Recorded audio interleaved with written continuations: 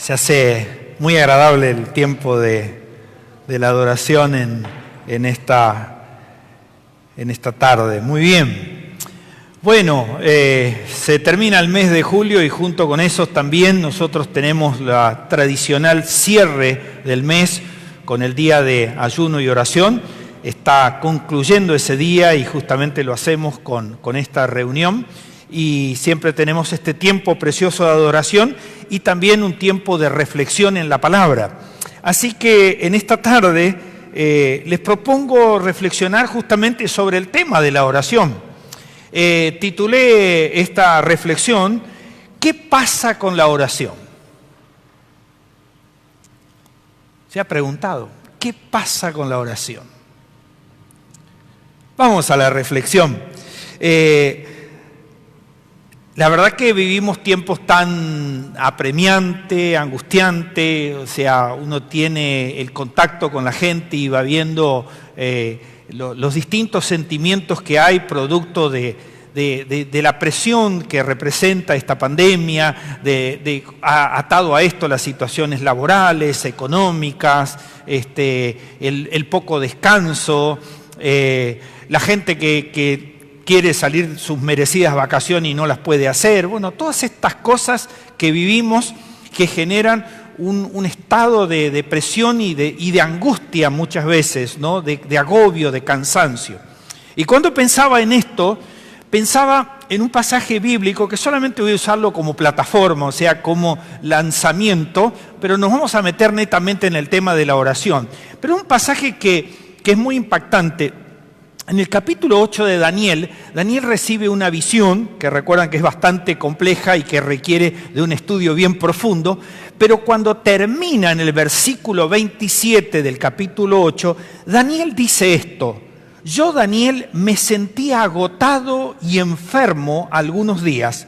Después me levanté y atendí los asuntos del rey, pero yo estaba espantado a causa de la visión y no había nadie que la interpretara. O sea, recibe una visión que lo agobia, que él no encuentra la explicación, que bueno, tiene la responsabilidad de desglosar esa visión que recibe, pero esto lo agobia, dice, yo me sentía agotado, ¿no? Y creo que las distintas presiones de la vida, como las que estamos pasando por estos tiempos, nos llevan a ese agotamiento, a ese cansancio, ¿no? Bueno, ¿y esto cuándo termina, no? Y muchas veces escuchamos eso en conversaciones con amigos, familiares, con gente común con las que nos cruzamos durante el día. Ahora, la segunda reflexión que viene aquí acompañada es que cuando comienza el capítulo 9 de Daniel, Daniel va desarrollando esta preocupación y llega al versículo 3 y dice de la siguiente manera: y volví mi rostro a Dios el Señor para buscarlo en oración, súplica, en ayuno, cilicio y ceniza. O sea, el desencadenamiento del agotamiento, del agobio que Daniel tiene por la visión que recibe y por la circunstancia que representaba esa visión, dice, lo lleva a esto, a buscar a Dios en oración, en ayuno, en cilicio y en ceniza. O sea, realmente a sentirse compenetrado, compungido con lo que estaba pasando y se vuelca a la oración. De ahí tal vez sale el título un poco complejo de ¿qué está pasando con la oración? ¿Qué pasa con la oración? La oración diaria ha sido una práctica bíblica desde el principio de los tiempos. Por supuesto, encontramos siempre que los grandes hombres de Dios, en este caso estamos viendo a Daniel como plataforma, siempre buscaron a Dios en todo tiempo, en todo momento, pero en los momentos cruciales todavía lo hicieron en mayor profundidad. Cuando en el capítulo 6 de Daniel, cuando Daniel se enfrenta a aquel famoso decreto que tenía que adorar al rey Darío, si no realmente iba a perder la cabeza, la respuesta en el versículo 10 del capítulo 6 dice: cuando Daniel se enteró de la publicación del decreto, se fue a su casa y subió a su dormitorio, cuyas ventanas se abrían en dirección a Jerusalén, y escuche el remate final. Y allí se arrodilló y se puso a orar y a alabar a Dios, porque tenía por costumbre orar 3 veces al día. Sana costumbre de los grandes hombres de Dios. ¿Qué pasa con la oración? Déjenme hacer un poco de historia. Sé que les encanta conocer un poco de la historia. Bueno, en la práctica medieval de la vida de los cristianos, o sea, muchos años atrás, muchos siglos para atrás, encontramos lo que se conocía como la hora canónica, que eran horas fijas y diarias para la oración. Eso también se llegó a conocer como el oficio diario de la oración. Había sido fundamentado en aquel pasaje donde Jesús les reprocha a sus discípulos, en Mateo 26, 40, cómo es que no pudieron mantenerse despiertos 1 hora, velando, orando, ¿no?, por la situación. Y recuerdan que ahí Jesús dice, mi alma está angustiada hasta la muerte. O sea, los momentos críticos, los momentos de crisis más profundos, todos los grandes hombres de Dios, e incluido el Hijo de Dios, el Señor Jesucristo, nuestro Señor Jesucristo, buscaban el rostro de Dios para encontrar respuesta, consuelo, sostén, ¿no?, a salir. Y eso lo estoy uniendo con los tiempos que vivimos, o sea, vivimos tiempos críticos y realmente el desafío es ese.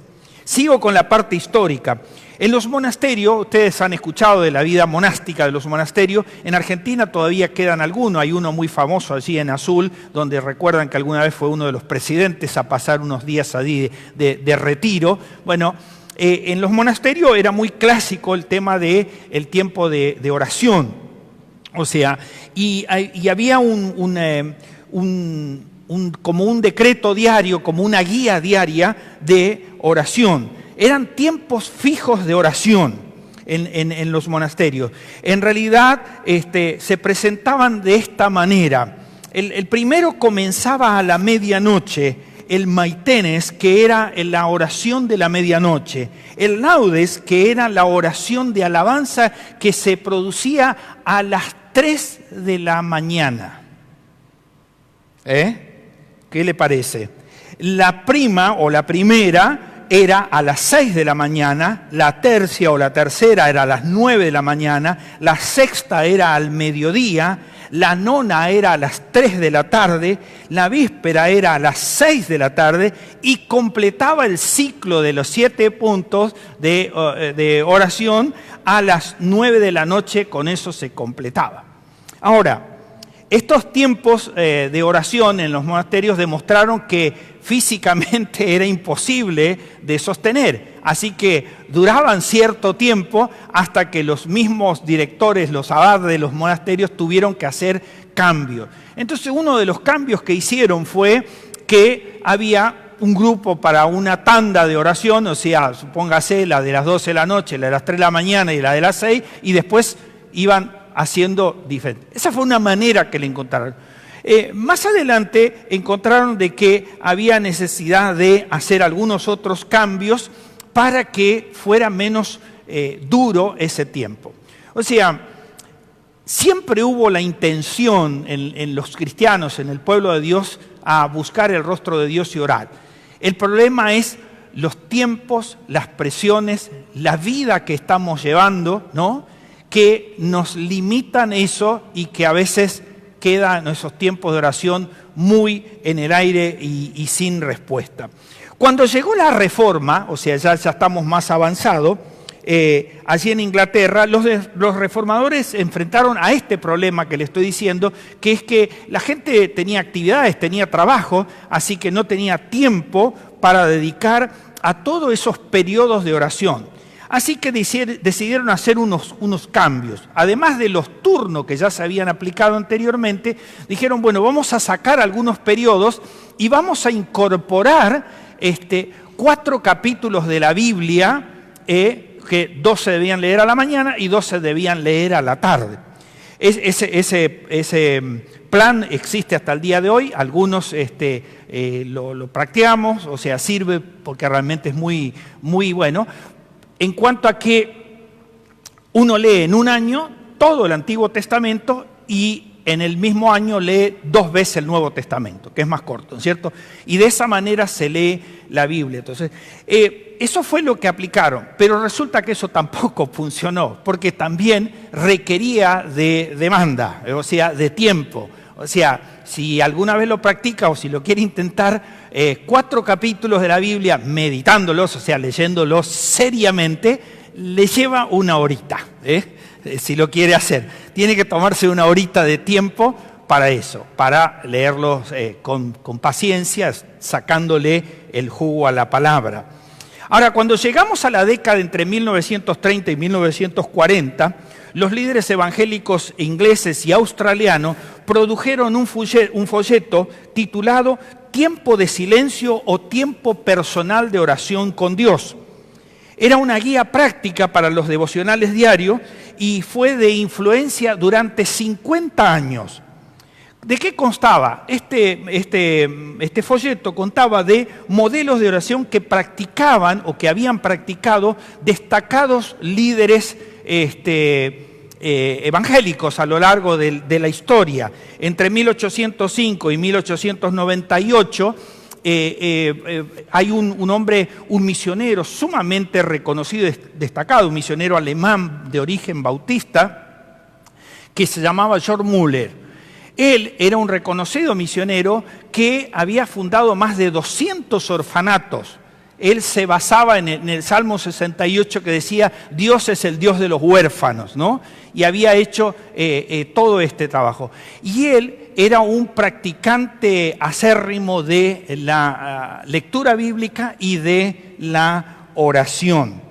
Ahora, su método incluía una serie de preguntas. Él no solo meditaba en las Escrituras y después oraba, sino que él se preguntaba ciertas cosas. Por ejemplo, entre las preguntas que él tiene, dice, ¿hay algún ejemplo que yo deba seguir de acuerdo a la enseñanza de la Escritura? ¿Hay algún mandato que yo deba obedecer? O sea, ¿qué me está diciendo la Escritura que yo debo obedecer?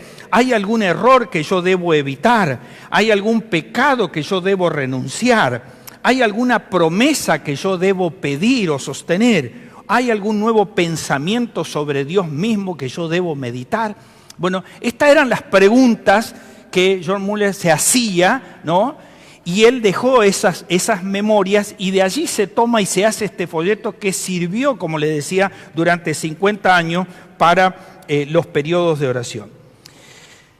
Evidentemente el exceso de actividad de los tiempos, de estos tiempos modernos, este tiempo de pandemia nos ha cambiado todo, no solo en horarios, sino también en el uso de la tecnología que hace a veces que estemos hasta alta hora de la noche ocupados en responder o correos electrónicos o estas famosas reuniones que tenemos por Zoom, o todas estas cosas, ¿no? O las reuniones familiares que tenemos a través de estos medios. Bueno, todo esto consume muchas veces la mayor parte de nuestro tiempo, nuestro cansancio, nuestra situación personal con respecto a lo laboral o con respecto a lo económico, también hace su efecto.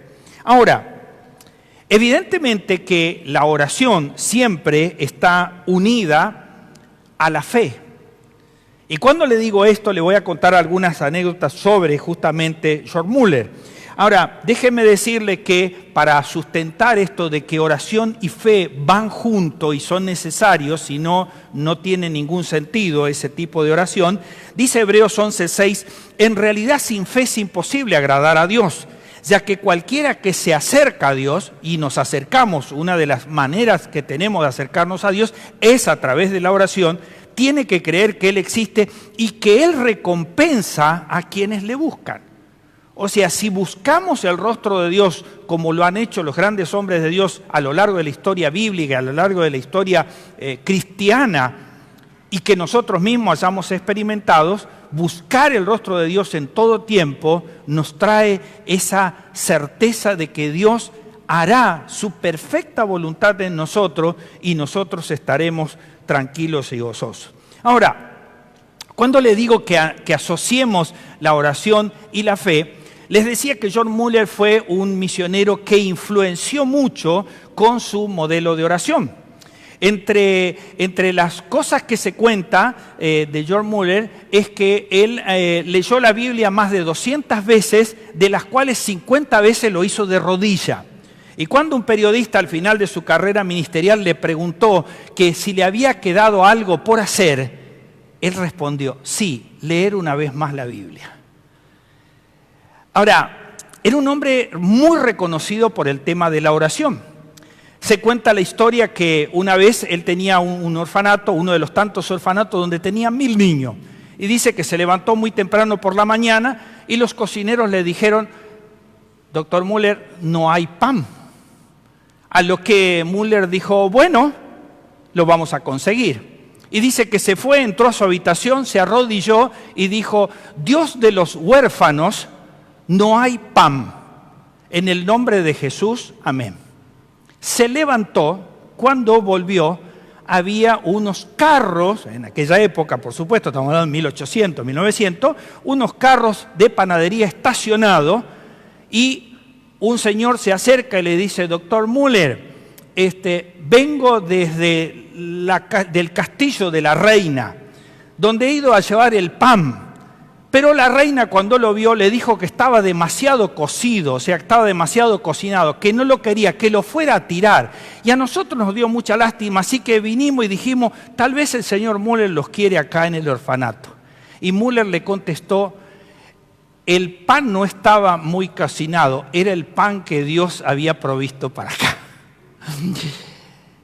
Y ese era Muller. O sea, un hombre de oración, un hombre que impactó y por eso era muy reconocido durante su tiempo. Y hay muchas historias acerca de él, cuando él está orando y viene la reina porque quería hablar con él y dice que van y le golpean la puerta de la habitación a Muller y le dicen, doctor, la reina está aquí y quiere hablar, dígale que ahora no la puedo atender porque estoy con el rey. Ese era Muller, era un hombre realmente de oración. Ahora, en virtud de los tiempos, porque vamos a tener tiempo para orar, les he contado un poco de la historia. Ahora, ¿cómo resolvemos nosotros este dilema de la pregunta que yo he puesto? ¿Qué pasa hoy con la oración? ¿Cuál sería el gran problema al cual nos estamos enfrentando en estos tiempos? Y considero que tanto los líderes, aquellos que desempeñamos función de liderazgo, como la membresía en general, la iglesia en general, está pasando por un tiempo de grandes dificultades que le cuesta la práctica de la oración. Ahora, muchas veces promocionamos este tema de la oración. Ahora, póngase a pensar por un momento. Cuando promocionamos la oración y, por ejemplo, mencionamos aquel famoso pasaje que lo hemos estudiado desde aquí, desde este púlpito, de Santiago, donde decimos, la oración de fe sanará al enfermo. Ahora, si es simplemente una declaratoria, pero nosotros no estamos convencidos en nuestras oraciones de que realmente, conforme a la voluntad del Señor, esa persona sanará, evidentemente nada va a suceder. Ahora, sigo pensando, bueno, ¿y qué pasa? Y yo creo que el problema que se nos presenta es que la oración, como el estudio de la palabra, muchas veces es un anexo a tantas cosas en la vida que tenemos. Tengo un trabajo, tengo una familia, tengo cosas que atender, tengo mis tiempos personales y dentro de eso también tengo la Biblia y tengo la oración. No está incorporado en nuestra vida diaria. A veces pensamos que, bueno, el tiempo de oración es agachar la cabeza y hacerlo. Fíjense que Muller era muy práctico, dijo, Dios de los huérfanos, mira, no hay pan. Te dejo el problema en tus manos, resolvémelo. O sea, a veces creemos que decirle a Dios un montón de cosas, eso es realmente. Y Dios lo que quiere es una relación íntima, personal, fresca, diaria. Señor, esto es lo que me pasa hoy. Hoy estoy como Daniel, agobiado. Hoy estoy cansado, Señor. No sé cómo salir de esto donde estoy. Y creo que eso es lo que hace la sinceridad de la oración, la frescura de la relación de con quién estamos hablando. ¿Oh? A veces somos demasiado estructurados en cuanto a eso y no hay la frescura de la relación de la oración.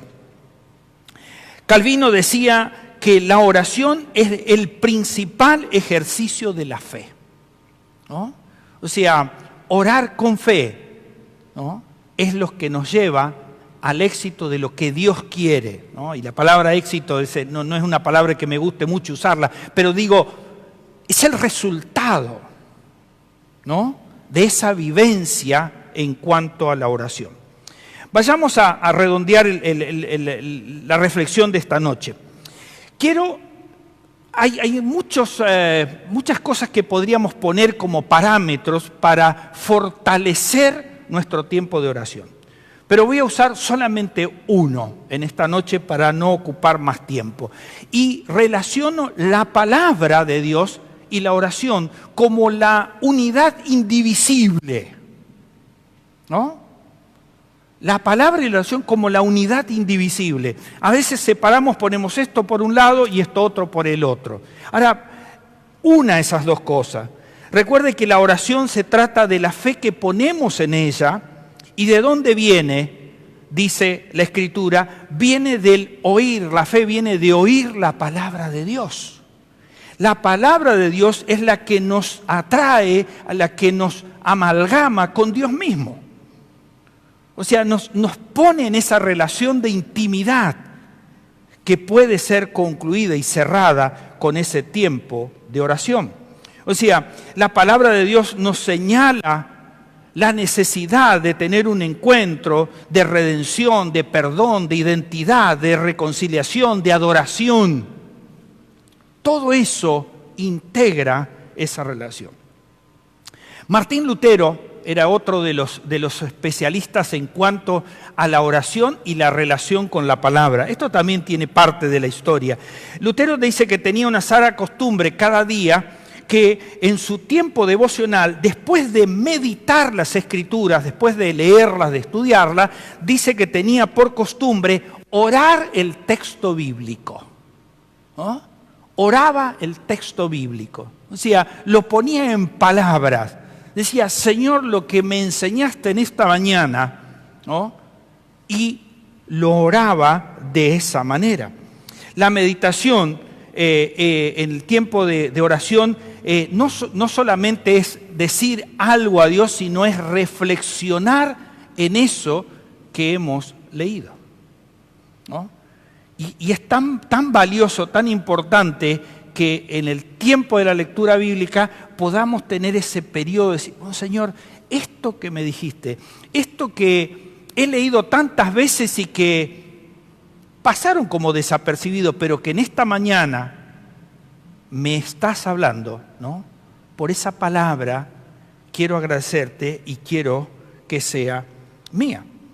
El salmista decía que cuando nos relacionamos con Dios a través de la palabra y la oración, vuelve a Dios el alma, dice. El alma se entrelaza con Dios en el momento mismo de esa meditación y de esa oración.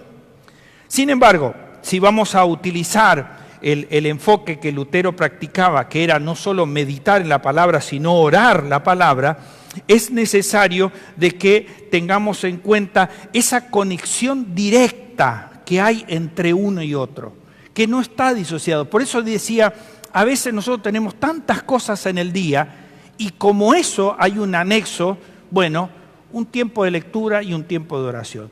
No es una cosa que camina junto con nosotros dentro de nuestra mecánica de cada día, ¿no? Y por eso digo, la oración es la conversación, es la relación íntima. Dios está conmigo no solo aquí, en esta noche, en este templo, porque estamos aquí, porque nos hemos convocado, sino que cuando salgo, cuando camino, cuando ando, cuando voy, cuando trabajo, aún cuando duermo. Eso dice la Escritura. Notemos entonces de que es importante la conexión directa entre la palabra que moldea, que trabaja nuestra mente, nuestro corazón, y el grado en que se contestan también nuestras oraciones. Dice que, me estoy recordando cosas que leí de Müller que las conocía, pero que me volvieron a la mente. Dice que tenía un cuaderno de oración donde tuvo la friolera respuesta nada más que de 50.000 oraciones respondidas. Métase un día a estudiar la vida del misionero de Müller, porque es apasionante lo que ese hombre hacía y la simpleza con que tomaba. Les decía que hay una conexión tan directa con respecto a la oración y la palabra de Dios. O sea, el grado que le ponemos nosotros de fe y de confianza que lo que estamos pidiendo, peticionando, ya sea la descarga de nuestro agobio, como veíamos de Daniel, tiene que ver con esa conexión. Jesús nos dice de la siguiente manera: si permanecéis en mí y mis palabras permanecen en vosotros, entonces pedid todo lo que quiera y será hecho. O sea, fíjese la conexión que hay entre oración y palabra y la importancia que es.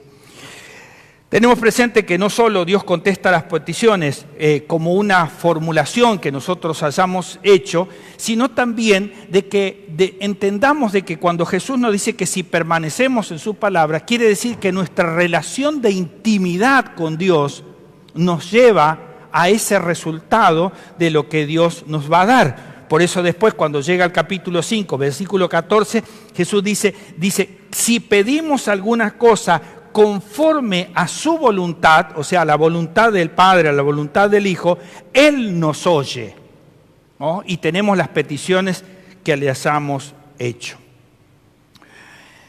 Pensemos en la iglesia primitiva, vayamos bajando de la historia y lleguemos a la iglesia primitiva, o sea, la primera iglesia. Cuando vamos al libro de los Hechos, encontramos allí que la oración y la palabra fueron unidad. Allí, por ejemplo, en Hechos capítulo 4, versículo 24 al 31, ahí el primer sermón de Pedro, encontramos citas del Salmo 2. Pedro utiliza eso, allí eso. También si vamos al Antiguo Testamento y unimos Esdras y Nehemías, vemos allí en el capítulo 9 esa conexión de uno con el otro. O sea, cómo estaba incluida dentro de esa relación de oración la palabra de Dios. Orar la palabra de Dios significa leerla, recitarla, escudriñarla, profundizarla, internalizarla. La escritura, bajo un espíritu de oración, deja que el significado del versículo se convierta en nosotros una oración que nos inspire un pensamiento nuevo acerca de Dios en nuestra vida. Hace que realmente llevemos a ese punto de disfrute. Una cosa más, y con esto redondeo en esta noche. Aparte de la palabra, y acá hay mayorcitos, seguramente muchos de ustedes aman, recitan y les encantan los salmos. Sé que Miguelito es un especialista que le apasiona los salmos. Bueno, los salmos han sido la herramienta que cuando no teníamos la literatura que tenemos hoy, cuando no teníamos todo lo que tenemos hoy, los salmos, el pueblo de Dios, el pueblo de Israel, era lo que tenían para recitar, ¿no? Recuerdan que estuvimos viendo el tema de los cánticos de los salmos cortos de ascensión cuando iban a las fiestas de Jerusalén. Bueno, recitaban y cantaban y oraban los salmos, ¿no? ¿Cuántas veces nosotros hemos orado, no? Ven, Dios mío, en mi auxilio, Salmo 70, o cuánto más nos hemos concentrado, el Señor es mi pastor, nada me faltará, ¿no? Oración, petición de la palabra de Dios. Ahora, lo que realmente requiere de nosotros es que nos concentremos en eso. De hecho, si pensamos en el Señor Jesucristo, el Señor Jesús tenía por costumbre, por supuesto, el conocimiento de las Escrituras y una relación tan especial con el tema de la oración. Y por supuesto que los salmos eran parte de lo que él tenía dentro de su bagaje de conocimiento como hijo de Dios. Entonces, cuando nosotros llegamos al final de su vida, cuando él está en la cruz, o sea, él está muriendo en la cruz, le va a sorprender o no, tal vez, de que hay palabras que él menciona que son salmos. Por ejemplo, cuando usted llega ahí, cuando Jesús dice, Dios mío, ¿por qué me has abandonado? En Marcos 15 encuentra eso en el Salmo 22:2, ¿no? O cuando dice, Padre, en tus manos encomiendo mi espíritu, en Lucas 23:46, ese es el Salmo 31:6. O cuando él menciona la palabra corta, tengo sed, allí en Juan 19:28, eso usted lo encuentra en el Salmo 22:16 o en el 69:22. O sea, el Señor Jesucristo nos enseña a nosotros el orar la palabra de Dios. Y cuando me hice esta pregunta, y con esto cierro en esta noche, cuando me hice la pregunta de ¿qué pasa con la oración? Justamente llegué a ese punto donde ¿qué cosas, qué herramientas en este tiempo alocado de carrera y carrera por el trabajo, por la problemática, por las cosas que nos pasan y que estamos dejando la oración de costado o como una cosa de rápida resolución? O sea, los primeros encontramos que tenían tanta cantidad de horas de oración que se desgastaron y no pudieron cumplirla. Ahora nosotros hemos llegado al otro extremo, donde cada vez nuestros tiempos de oración son más cortos. Nuestros tiempos de dedicación a la oración son cada vez más acortados, ¿no? Y si bien la oración es un acto de fe, como vimos en el caso de Müller, que lo hacía cortito, pero había una conexión. Él sabía realmente qué hacía. Yo les dije que tuve el privilegio de trabajar para el doctor Billy Graham por varios años en lo que era su organización, la organización de las campañas. Y siempre recuerdo que una de las cosas que siempre se mencionaba, que cuando Billy Graham no se lo encontraba por ningún lado, era porque estaba en algún recodo, en alguna habitación orando.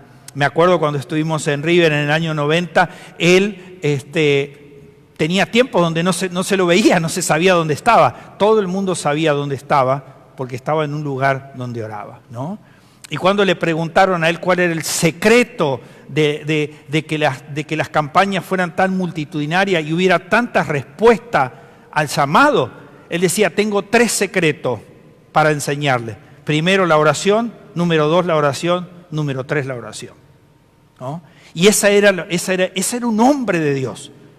Tenía un mensaje tan sencillo, tan simple, pero era un hombre profundo en oración que Dios contestaba, ¿no? Como Müller, ¿no? Dios, de los huérfanos no hay pan, así que resolveme el problema, y Dios lo hacía. Que Dios bendiga su palabra en esta noche y que pensemos en esto, que meditemos en su palabra y que la tomemos como punto de referencia para nuestras oraciones. Yo tenía acá en esta noche, pero el tiempo se me ha ido, para mirar. Mire el Salmo 23, el 31, el 62, el 103, el 130, el 134, el 143. Mire estos salmos y vea realmente lo que es poder orar esas palabras al Señor en ese contexto de las cosas que están. Mira el Salmo 150, el último salmo, ¿no? Poder orar este tipo de salmos nos lleva realmente a un momento especial, ¿no? Estoy acá, lo tengo acá y se lo menciono rápido y con esto termino. Respóndeme pronto, Salmo 143, oh Señor, porque mi espíritu desfallece. No escondas de mí tu rostro para que no llegue a ser yo el que descienda a la sepultura. Por la mañana hazme oír tu misericordia, porque en ti solamente confío. Enséñame el camino por el que debo andar, pues a ti elevo mi alma. Que Dios bendiga su palabra y que realmente le saquemos provecho al conocimiento de las Escrituras y a poder orar por ellas.